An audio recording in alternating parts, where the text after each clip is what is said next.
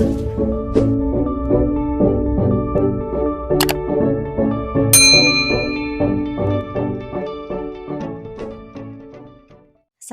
warahmatullahi wabarakatuh. Selamat pagi anak-anak. Hari ini kita berjumpa kembali bersama Ibu dalam pembelajaran tema 1 subtema 2 pembelajaran keempat. Sebelum mulai belajar, jangan lupa berdoa terlebih dahulu ya anak-anak. Tujuan pembelajaran hari ini yaitu yang pertama, dengan mengamati gambar, siswa dapat mengidentifikasi kenampakan alam buatan dan kenampakan alam dengan percaya diri. Yang kedua, dengan mengamati gambar pada peta, siswa dapat menyebutkan kondisi geografis masing-masing pulau besar di Indonesia dengan percaya diri. Yang ketiga, dengan mengamati peta, siswa dapat memahami kondisi iklim di Indonesia dengan peduli. Yang keempat, dengan membaca, siswa mengidentifikasi keragaman flora dan fauna di Indonesia dengan tanggung jawab. Yang kelima, dengan mengamati gambar, siswa dapat mengidentifikasi perilaku yang sesuai dan tidak sesuai dengan nilai-nilai Pancasila dengan peduli. Yang keenam, dengan membaca, siswa dapat menemukan ide pokok bacaan dengan tanggung jawab. Baik anak-anak, sekarang kita mulai ya belajarnya. Kenampakan alam pada bentang alam Indonesia merupakan salah satu yang terlengkap di dunia. Kenampakan alam itu meliputi laut, pantai, dataran rendah, lembah, padang rumput, sungai, danau, bukit, pegunungan, hingga gunung. Lalu, kenampakan alam yang seperti apakah yang ada di wilayah tempat tinggalmu? Nah, Beni dan Pak Anto masih beristirahat sambil menikmati suasana alam di sekitar ladang. Warna menghijau sejauh mata memandang. Udaranya pun bersih dan sangat segar, membuat mereka betah beristirahat. Sambil beristirahat, mereka berbincang-bincang tentang kekayaan alam yang dimiliki Indonesia. Kebetulan wawasan Pak Anto akan bentang alam Indonesia sangat luas. Beni pun antusias sekali menyimak setiap yang dijelaskan oleh Pak Anto. Sekarang Ibu akan mengajak kalian untuk mengamati. Amati keempat gambar kenampakan berikut ini ya anak-anak. Beri tanda centang pada gambar yang menunjukkan kenampakan alam yang ada di Indonesia. Dan berilah tanda silang pada gambar yang menunjukkan kenampakan buatan yang ada di Indonesia. Nah, berarti gambar mana saja ya, termasuk kenampakan alam yang ada di Indonesia, dan mana sih yang menunjukkan kenampakan buatan yang ada di Indonesia. Kita isi yuk. Jadi, dari gambar tersebut yang menunjukkan kenampakan alam yang ada di Indonesia, yaitu ada 3 gambar, dan ada 1 gambar yang menunjukkan kenampakan buatan yang ada di Indonesia, yaitu gambar bendungan. Nah, sekarang Ibu akan mengajak kalian untuk berlatih berdasarkan gambar di atas. Jawablah pertanyaan-pertanyaan berikut ini. Nomor 1, kenampakan alam apakah yang tampak pada gambar di atas? Ya, jawabannya danau, gunung, dan sungai. Selanjutnya, soal nomor 2, kenampakan buatan apakah yang nampak pada gambar di atas? Jawabannya adalah bendungan. Nomor 3, apakah kenampakan alam itu? Jawabannya, kenampakan alam adalah lingkungan alami yang merupakan ciptaan Tuhan. Pertanyaan nomor keempat, apakah kenampakan buatan itu? Kenampakan buatan adalah lingkungan yang merupakan buatan manusia. Anak-anak, sebagai informasi, alam Indonesia dikenal sangat indah dan kaya akan berbagai sumber daya alam. Tidak heran jika banyak wisatawan dari berbagai negara tertarik dan datang ke Indonesia. Kegiatan pariwisata ini pun berkembang di sejumlah wilayah seperti Bali, Yogyakarta, Lombok, dan Raja Ampat di Papua, dan lain-lain, sehingga mendatangkan keuntungan ekonomi yang tidak sedikit. Tuhan telah menganugerahi negara ini berupa hutan, sungai, danau, gunung, pegunungan, lembah, dan padang rumput yang sangat memesona. Ingatlah keindahan dan kekayaan ini tidaklah semua negara memilikinya. Banyak negara yang sebagian wilayahnya hanya berupa padang pasir, hamparan es, atau padang rumput. Kenampakan alam pada bentang alam Indonesia merupakan salah satu yang terlengkap di dunia. Laut, pantai, dataran rendah, lembah, subur, padang rumput, sungai, danau, bukit, pegunungan, hingga gunung dapat ditemukan di Indonesia. Bentang alam di Indonesia sangat bervariasi. Masing-masing wilayah memiliki karakteristik masing-masing yang membedakan dengan wilayah lainnya di Indonesia. Ayo kenali negerimu lebih dekat lagi. Bentang alam Pulau Papua secara umum. Pulau Papua adalah pulau berbatasan langsung dengan negara Papua Nugini.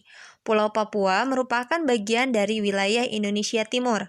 Pulau Papua juga merupakan pulau terbesar di Indonesia dan termasuk pulau terbesar kedua di dunia setelah Pulau Greenland. Sebagian besar daratan Papua masih berupa hutan belantara.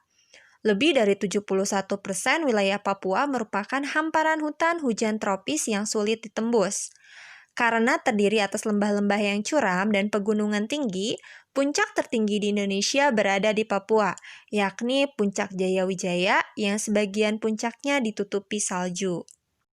Bentang alam wilayah Indonesia yang bervariasi tidak terlepas dari keadaan iklim di Indonesia. Iklim adalah keadaan rata-rata cuaca pada suatu wilayah dalam jangka waktu yang relatif lama. Adapun cuaca adalah keadaan suhu udara, tekanan udara, curah hujan, angin, dan sinar matahari pada waktu pendek dan tempat tertentu. Nah, letak astronomis Indonesia yang berada di wilayah tropis membuat Indonesia beriklim tropis. Ciri iklim tropis adalah suhu udara yang tinggi sepanjang tahun, dengan rata-rata tidak kurang dari 18 derajat Celcius, yaitu sekitar 20 derajat Celcius di daerah tropis. Tidak ada perbedaan yang jauh antara suhu pada musim hujan dengan suhu pada musim kemarau. Ciri iklim tropis lainnya adalah lamanya siang dan malam hampir sama, yaitu 12 jam. Keadaan iklim di Indonesia secara umum sebagai berikut. Iklim musim dipengaruhi oleh angin musim yang berubah-ubah setiap periode waktu tertentu. Biasanya satu periode perubahan adalah 6 bulan sekali. Yang pertama, iklim laut. Terjadi karena Indonesia memiliki wilayah laut yang luas. Iklim Indonesia sangat dipengaruhi oleh laut dan lautan. Laut dan lautan Indonesia mengakibatkan tingginya penguapan. Wilayah yang memiliki tingkat penguapan yang tinggi juga akan memiliki curah hujan yang tinggi. Yang kedua yaitu iklim panas. Terjadi karena Indonesia berada di daerah tropis. Suhu yang tinggi mengakibatkan penguapan yang tinggi dan berpotensi untuk terjadinya hujan. Sekarang kita belajar berlatih untuk mengisi soal di bawah ini ya anak-anak. Yang pertama, pada bulan apakah musim penghujan terjadi di Indonesia? Yaitu terjadi pada bulan Oktober sampai dengan April. Yang kedua, pada bulan apakah musim kemarau terjadi di Indonesia? Jawabannya adalah terjadi pada bulan April sampai dengan Oktober. Nomor 3, ceritakan fenomena alam angin muson di Indonesia. Ya, jawabannya adalah angin muson. Disebut juga dengan angin musim, adalah angin periodik yang terjadi di Samudra Hindia dan di sebelah selatan Asia. Angin ini bertiup dari arah barat daya India dan wilayah-wilayah sekitarnya ditandai dengan curah hujan yang tinggi. Nah, tahukah kamu bahwa bentang alam, kondisi fisik wilayah, dan keadaan iklim berpengaruh terhadap besar dan beragamnya flora dan fauna? Begitu juga yang terjadi di Indonesia. Sekarang Ibu akan mengajak kalian untuk membaca judulnya Beragamnya Flora dan Fauna di Indonesia. Indonesia sangat kaya dengan keragaman flora dan fauna. Keanekaragaman hayati Indonesia bahkan termasuk 3 besar dunia bersama dengan Brazil di Amerika Selatan dan Zaire di Afrika. Jumlah spesies tumbuhan di Indonesia mencapai 8.000 spesies yang sudah teridentifikasi dan jumlah spesies hewan mencapai 2.215. Terdiri atas burung, reptil, mamalia, dan kupu-kupu.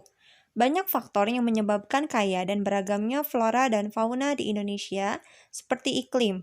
Iklim memiliki peranan penting bagi persebaran flora dan fauna di setiap daerah. Dalam iklim terdapat faktor kelembaban, suhu udara, dan angin. Kelembaban udara dan suhu udara sangat penting bagi pertumbuhan fisik tumbuhan, sedangkan angin dapat mempengaruhi proses penyerbukan pada tumbuhan. Sebagai contoh, tumbuhan yang berada di iklim tropis akan tumbuh subur sepanjang tahun karena memiliki sinar matahari dan curah hujan yang cukup. Jika tumbuhan dapat hidup dengan baik di suatu daerah, maka akan memancing hewan-hewan untuk datang. Karena tumbuhan merupakan bahan makanan yang penting bagi sebagian besar hewan, bukti dari pernyataan tersebut dapat dilihat dan dibandingkan antara daerah dengan curah hujan tinggi seperti Indonesia dibandingkan dengan daerah gurun yang curah hujannya sangat kecil. Keanekaragaman flora dan fauna di Indonesia jauh lebih banyak dibandingkan dengan keanekaragaman flora dan fauna daerah gurun.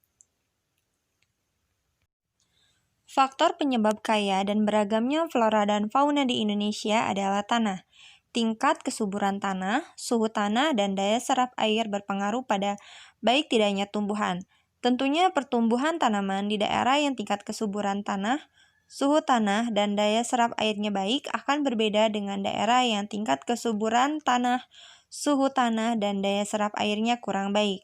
Contoh perbedaan yang dikarenakan karakteristik kondisi tanah ini dapat dilihat dan dibandingkan antara hutan di Kalimantan yang subur dengan hutan di Nusa Tenggara. Air juga merupakan faktor penting yang menyebabkan kaya dan beragamnya flora dan fauna di Indonesia.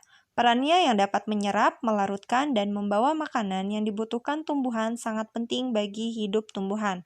Flora yang ada di daerah dengan curah hujan yang rendah memiliki keanekaragaman yang juga rendah dibandingkan dengan daerah yang memiliki curah hujan tinggi. Selain iklim, tanah dan air yang merupakan faktor abiotik, ada juga faktor biotik yang mempengaruhi kaya dan beragamnya flora dan fauna di Indonesia, yakni manusia. Manusia dengan ilmu dan pengetahuan serta teknologi yang dimilikinya dapat mengembangkan varietas atau jenis-jenis flora dan fauna baru. Begitu juga dengan tingkat mobilitasnya atau pergerakan, manusia bisa membawa dan menyebarkan flora dan fauna dari satu daerah satu dengan yang lain. Di sisi lain, manusia juga mempengaruhi keberlangsungan hidup flora dan fauna, pembangunan rumah, pembukaan lahan, penebangan besar-besaran, perburuan liar, serta pencemaran lingkungan adalah contoh perilaku dan sikap manusia yang bisa mengancam keberadaan dan keberlangsungan hidup flora dan fauna. Faktor biotik selain manusia adalah hewan dan tumbuhan itu sendiri. Hewan dan tumbuhan juga dapat mempengaruhi keragaman flora dan fauna. Misalnya, dilihat dari rantai makanan dan sistem penyerbukannya. Setelah kalian membaca teks yang berjudul Beragamnya Flora dan Fauna di Indonesia, Ibu akan mengajak kalian untuk menentukan ide pokok dari masing-masing paragraf bacaan di atas. Paragraf ke-1, ide pokoknya adalah Indonesia sangat kaya dengan keragaman flora dan fauna. Paragraf kedua, ide pokoknya adalah banyak faktor yang menyebabkan kaya dan beragamnya flora dan fauna di Indonesia, seperti iklim. Iklim memiliki peranan penting bagi persebaran flora dan fauna di setiap daerah. Paragraf ketiga, ide pokoknya adalah faktor penyebab kaya dan beragamnya flora dan fauna di Indonesia adalah tanah. Kemudian paragraf keempat, ide pokoknya adalah air juga merupakan faktor penting yang menyebabkan kaya dan beragamnya flora dan fauna di Indonesia. Paragraf kelima, ide pokoknya adalah selain iklim, tanah, dan air yang merupakan faktor abiotik, ada juga faktor biotik yang mempengaruhi kaya dan beragamnya flora dan fauna di Indonesia, yakni manusia. Paragraf yang keenam, ide pokoknya adalah di sisi lain, manusia juga mempengaruhi keberlangsungan hidup flora dan fauna. Paragraf yang ketujuh, ide pokoknya adalah faktor biotik selain manusia ada hewan dan tumbuhan itu sendiri. Selanjutnya Ibu akan menampilkan bagan persebaran flora dan fauna di Indonesia. Persebaran flora di Indonesia yaitu ada Indo-Malayan dan Indo-Australian. Untuk Indo-Malayan meliputi kawasan Indonesia bagian barat, Kalimantan, Sumatera, Jawa, dan Bali. Karakteristiknya itu 1. Jenis merantian sangat banyak. Yang kedua, terdapat berbagai jenis rotan. Yang ketiga, tidak terdapat hutan kayu putih. Yang keempat, jenis tumbuhan matoa sedikit jumlahnya. Yang kelima, jenis anggrek sedikit jumlahnya. Yang keenam, terdapat berbagai jenis nangka. Yang ketujuh, tidak banyak tumbuhan sagu. Untuk Indo-Australian meliputi kawasan Indonesia bagian timur, yaitu Sulawesi, Maluku, Nusa Tenggara, dan Papua. Karakteristiknya, 1. Jenis meranti-merantian hanya sedikit. Yang kedua, tidak terdapat berbagai jenis rotan. Ketiga, terdapat hutan kayu putih. 4. Terdapat berbagai jenis tumbuhan matoa. 5. Jenis anggrek banyak. 6. Tidak terdapat jenis nangka. Dan ketujuh, banyak terdapat tumbuhan sagu. Bentang alam yang bervariasi dan luas yang terpisahkan ke dalam pulau-pulau juga membuat beragamnya fauna di Indonesia. Iklim, kenampakan alam, serta kekayaan flora dan fauna yang dimiliki bangsa Indonesia harus dimanfaatkan secara bertanggung jawab. Tiap kali pemanfaatannya juga harus memikirkan mengenai dampak yang ditimbulkan disertai dengan upaya pelestariannya. Selain itu, pemanfaatannya pun harus disesuaikan dengan kebutuhan. Kita tidak boleh memanfaatkan kekayaan potensi alam yang dimiliki Indonesia secara sembarangan. Ada sebagian kekayaan alam yang tidak bisa diperbarui, misalnya saja berbagai macam bahan tambang seperti emas, batu bara, minyak bumi, timah, dan lain-lain. Bahan-bahan tersebut memiliki keterbatasan jumlah yang suatu saat akan habis. Dalam pemanfaatan kayu hutan juga tidak boleh melakukannya sembarangan. Kita tidak boleh menebang pohon dan membakar hutan secara tidak bertanggung jawab. Jika penebangan hutan dilakukan terus-menerus tanpa adanya usaha pelestarian, maka yang terjadi adalah perubahan iklim yang memicu terjadinya global warming atau meningkatnya suhu bumi. Hilangnya habitat hidup berbagai flora dan fauna, punahnya jenis-jenis flora dan fauna tertentu, menyebabkan terjadinya banjir dan tanah longsor. Adapun pembakaran hutan yang dilakukan secara tidak bertanggung jawab akan mengakibatkan terjadinya bencana kabut asap, serta hilangnya habitat hidup berbagai flora dan fauna, dan punahnya jenis-jenis flora dan fauna tertentu. Oleh karena itu, kita harus mengembangkan sikap dan perilaku yang baik yang sesuai dengan nilai-nilai luhur yang terkandung dalam sila-sila Pancasila. Nilai-nilai tersebut dapat kita terapkan dan kembangkan dalam kehidupan kita sehari-hari, baik dalam memanfaatkan potensi kekayaan alam Indonesia maupun pada saat melakukan interaksi dan sosialisasi dengan sesama. Menurut coraknya, fauna Indonesia dikelompokkan menjadi 3, yaitu fauna bagian barat, fauna bagian tengah, dan fauna bagian timur. Fauna bagian barat dan tengah dipisahkan oleh garis Wallace. Fauna bagian timur dan tengah dipisahkan oleh garis Weber. Yang pertama, fauna Indonesia bagian barat atau tipe Asiatis mencakup wilayah Jawa, Sumatera, Bali, dan Kalimantan. Banyak ditemui mamalia yang berukuran besar seperti gajah, badak bercula 1, banteng macan, tapir, kerbau, rusa, orang utan, monyet, babi hutan, bekantan, dan lain-lain. Banyak juga ditemui reptil seperti ular, kadal, tokek, buaya, biawak, bunglon, kura-kura, dan terenggiling. Berbagai jenis burung yang banyak dijumpai di daerah ini antara lain burung hantu, elang, merak, gagak, jalak, kutilang, dan berbagai macam unggas. Adapun berbagai macam ikan tawar dapat dijumpai di wilayah ini seperti pesut. Yang kedua, fauna Indonesia bagian tengah tipe peralihan. Wilayah ini juga sering disebut dengan wilayah fauna Kepulauan Wallace, mencakup wilayah Sulawesi Timur, Maluku, dan Nusa Tenggara serta sejumlah pulau-pulau kecil di sekitarnya. Fauna yang menghuni wilayah ini antara lain babi rusa, anoa, kuda, monyet sabak, babi, beruang, ikan duyung, kuskus, monyet hitam, tarsius, sapi, dan banteng. Reptil yang menghuni wilayah ini antara lain biawak, komodo, buaya, dan ular. Berbagai jenis burung yang banyak dijumpai di daerah ini antara lain maleo, mandar, raja udang, burung dewata, rangkong, dan kakatua, serta nuri. Yang ketiga, fauna Indonesia bagian timur atau tipe Australik, mencakup wilayah Halmahera, Papua, dan Kepulauan Aru. Mamalia yang banyak ditemui di wilayah ini antara lain beruang, kanguru, walabi, landek irian, kuskus, kanguru pohon, pemanjat berkantung, dan kelelawar. Di wilayah ini tidak ditemukan kera. Banyak juga ditemui jenis reptil seperti ular, kadal, buaya, dan biawak.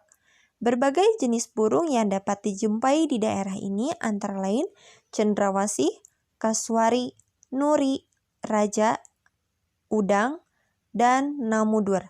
Adapun jenis ikan air tawar relatif sedikit.